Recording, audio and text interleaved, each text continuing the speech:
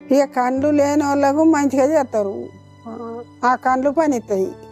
మధ్య కలితే ఉన్నది చూపుల వాళ్ళకి ఇస్తే చూపు వస్తే మంచిదని ఇచ్చినాము.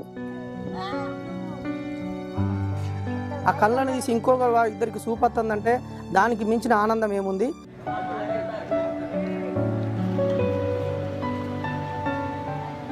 ఇది తెలంగాణలోని పెద్దపల్లి జిల్లా ఓదెల మండల కేంద్రం. ఈ గ్రామ జనాభా సుమారు 10,000. ఇదే మండలానికి చెందిన సుమారు 600 జనాభా కలిగిన అబ్బిడిపల్లి గ్రామం ఇది.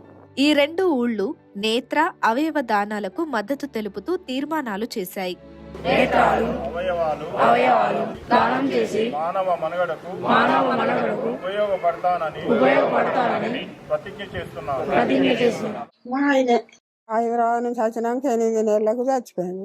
ఇక చచ్చిపోయాక ఇది ఊకుంటాయి రాద్దా అవి కండ్లు డాక్టర్ వచ్చి చేయరు. ఇక కండ్లు లేని వాళ్ళకు మంచిగా చేస్తారు. ఆ కండ్లు పనిస్తాయి. ఇట్లా కలితే ఏమవుతుంది, చూపుల వాళ్ళకి ఇస్తే చూపు వస్తే మంచిదని ఇచ్చినాము. కళ్ళు ఇవ్వడం అంటే మేము ఫస్ట్ ఏమనుకున్నామంటే కళ్ళు గుడ్లను తీసుకొని పోతారేమో, ఇట్లా లొట్టలా కనబడితే శవానికి అట్లా మంచిగా ఉండదు కావచ్చు అని అనుకునేది.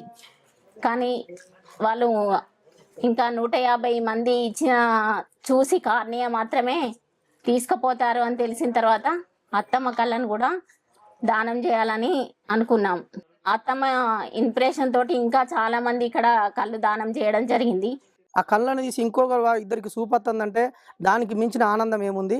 అందుకే మా వాళ్ళందరికీ అవగాహన కల్పించడం, అందరూ ముందుకొచ్చి ప్రతి ఒక్కరు ఇంటింటికి రాసి ఇవ్వడం జరిగింది. నేత్రదానాలకు సిద్ధమయ్యే క్రమంలో తమకు ఎదురైన అనుభవాలను ఓదెల అబ్బిడిపల్లి వాసులు బీబీసీతో పంచుకున్నారు.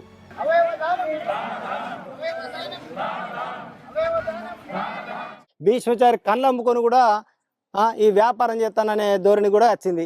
అయితే ఇట్లా విమర్శలు వచ్చినప్పుడు ఏం చేసినామంటే ఓపెన్గానే కంటి పొరలు తీసే విధానాన్ని ఓదెల వాళ్ళందరూ తీస్తే అప్పుడు వాళ్ళందరూ అయ్యే గీ పొర కోసం మనం అయ్యకపోవడం ఏంది, అట్టిగా కాలబెడితే ఏమవుతుంది, బొంద పడితే ఏమవుతుంది, కాబట్టి మనం నేత్రదానం చేద్దామనే ఆలోచన పూర్తిగా ఓదెల గ్రామంలో అందరికీ అవగాహన కలిపింది. ఇప్పటి వరకు ఒక్క ఓదెల గ్రామం లోపల 250 నేత్రదానాలంటే దాదాపు నాకు తెలిసినంత వరకు ఈ ఉమ్మడి ఆంధ్రప్రదేశ్లో కానీ తెలంగాణ రాష్ట్రంలో కానీ ఎక్కడ లేవని అనుకుంటున్నాం.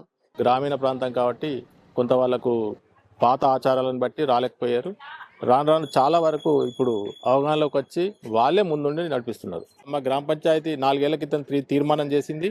ఈ తీర్మానాన్ని బట్టి పక్క గ్రామమైన అబ్బిడిపల్లె ఇతర గ్రామాలు కూడా ముందుకు రావడం జరిగింది. సంతోషకరమైన పరిణామం. శరీర అవయవ దానాలపై గత కొన్నేళ్లుగా ఈ ప్రాంతంలో సదాశయ ఫౌండేషన్ అవగాహన కల్పిస్తోంది.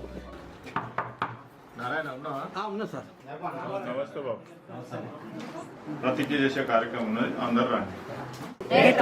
అవయవాలు శరీరం మట్టిలో వృధా పోనీయకుండా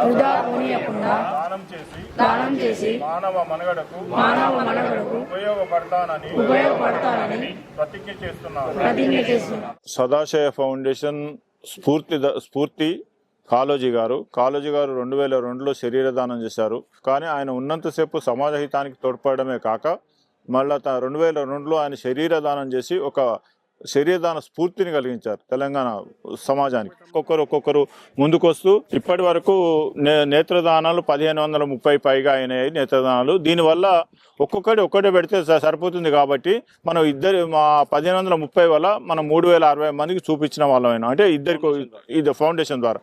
అట్లాగే 152 శరీరదానాలు సమీప మెడికల్ కాలేజీలలో మనం మెడికల్ కాలేజీలో ఈ శరీరదానాలు చేయడం వల్ల దగ్గర మెడికల్ కాలేజీకి మనం బాడీని ఇవ్వడం జరిగింది. నేత్రదానం ఎవరు చేయవచ్చు, నేత్రాలను సేకరించేటప్పుడు ఎలాంటి జాగ్రత్తలు తీసుకుంటారు అన్నది సదాశయ ఫౌండేషన్ జాతీయ కార్యదర్శి లింగమూర్తి వివరించారు. మామూలుగా చనిపోయిన వ్యక్తి నేత్రాలను 6 నుంచి 8 గంటల లోపల సేకరించాలి సార్. కాబట్టి దానికి ఒక 3 జాగ్రత్తలు మనం తీసుకుంటాం సార్. ఆ కంటి పైన తడిగుడ్డ కానీ ఐస్ కానీ పెట్టమంటాం, కండ్రెప్పలు మూసి. అలాగే ఫ్యాన్ కింద పెట్టొద్దని చెప్తాం. అలాగే తల కింద ఒక దిండు పెట్టి 3 జాగ్రత్తలు పెట్టి చెప్పి వాళ్ళని వెయిట్ చేయమని చెప్పి మేము ఐ టెక్నీషియన్ పంపిస్తాం. అద్దాలు పెట్టుకున్న వాళ్ళైనా చేయొచ్చు, లెన్స్ వేసుకున్న వాళ్ళైనా చేయొచ్చు, బీపీ ఉన్న వాళ్ళైనా చేయొచ్చు, షుగర్ ఉన్న వాళ్ళైనా చేయొచ్చు, కార్నియాతో చనిపోయిన వాళ్ళు కానివ్వండి, హెపటైటిస్ బి, జాండీస్ తోటి కనుక ఏదుంటే ఇన్ఫెక్షన్ అవుతుంది. ఇట్లా ఓన్లీ 1 to 2% మాత్రం ఎగ్జెంప్షన్. వాళ్ళవి కూడా మనం ఒప్పుకుంటే తీసుకొని వెళ్తారు సార్. వెళ్ళి మరి వైద్య పరిశోధనకు ఐ టెక్నీషియన్ ట్రైనింగ్కి ఇట్లా వాడతామని చెప్పి ముందే చెప్పే తీసుకెళ్తారు.